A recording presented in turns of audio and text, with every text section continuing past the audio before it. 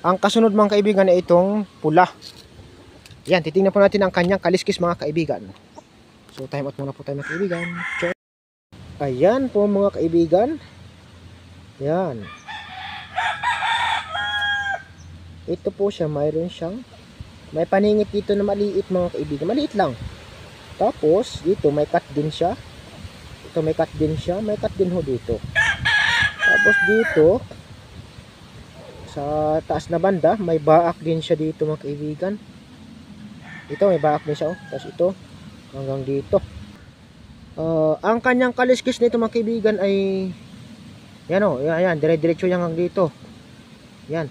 Tapos dito naman sa kabila mayroon din. Yan o. Oops, wait lang. Mga kaibigan, itong pure white kelso na puti talaga mga kaibigan. So titingnan po natin yung kanyang paa. So ito po mga kaibigan ang sabi nila pag may ganito paningit daw. So kung paningit mga kaibigan, buron ba?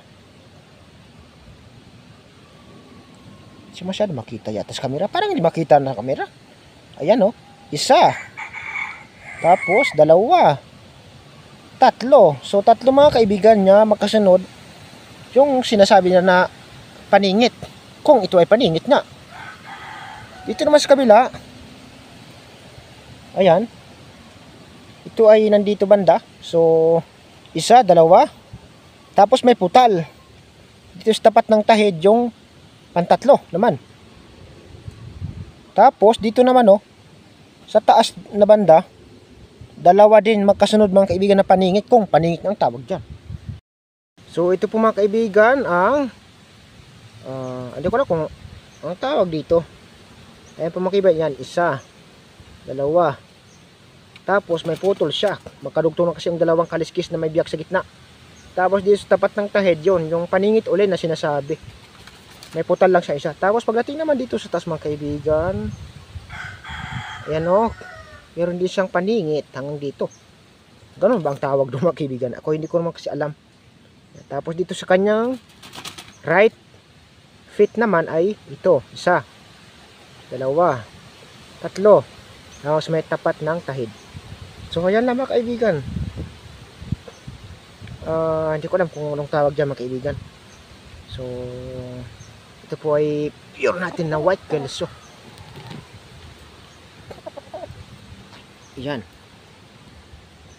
So punta po tayo sa kabila mga kaibigan, yan sa baba. So ang kanyang naiba mga kaibigan, hindi ko alam kung talisayin, hindi po yata talisayin mga kaibigan. So para siyang black. Ito lang kasi ang nakakita ko ng ganito mga kaibigan. So ayan, ayan oh, wait lang. Ay, pakitang gilas muna tayo. Ayan. So ito po siya mga kaibigan Payoko din po mga kaibigan ang kanyang buntot Ayan ang kanyang balahibo. Ang kanyang balahibo mga kaibigan sa puwet ay payoko din. Ayan gagamit tayo ng light para makita. Ito po siya mga kaibigan. Ayan. Ayan. Payoko din po mga kaibigan ang kanyang balahibo sa puwet. Sa buntot pala. Ayan. Ayan. Payoko po siya mga kaibigan. Hindi ko po alam mga kaibigan kung anong tawag dito. Ito ba ay talisayan na dark? Parang hindi din. Hindi ko alam po kung anong tawag dito mga kaibigan. Basta ang alam ko manok. So ayan mga kaibigan, mabalik ko na po siya sa kanyang kulungan. So ayan mga kaibigan, nandito siya. Ayan. Hindi ko po alam kung anong tawag sa kanya. So payoko din ang kanyang balahibo sa puwet. So ayan na mga kaibigan. Hindi ko lang kung talisayin ba ito o dark talisay. Pero hindi naman yata. Ayan. So ayan lang po mga kaibigan. Taiwat muna po tayo. So ayan po mga kaibigan. Nandito po ulit tayo sa likod ng ating kubo. So tapos na po tayo magpakita ng ating mga manok or alaga na mayroong tinataglay na mga kakaiba sa kanilang katawan. So kung ano po ang kahulugan ng mga iyan ay hindi ko po alam mga kaibigan.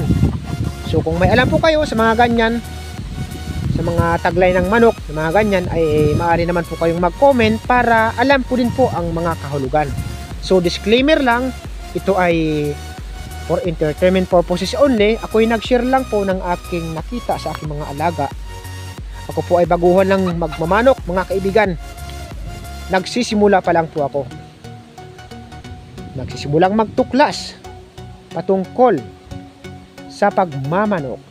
So, salamat po sa inyong lahat mga kaibigan, sa mga subscribers at viewers. Salamat po sa inyong lahat. Naway patuloy lang po kayong manood ng aking mga video na ini-upload.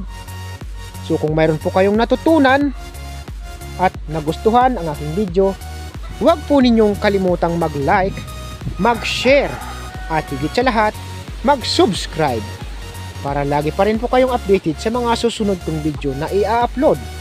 Hanggang dito na lang mga kaibigan. God bless us all. Bye-bye you.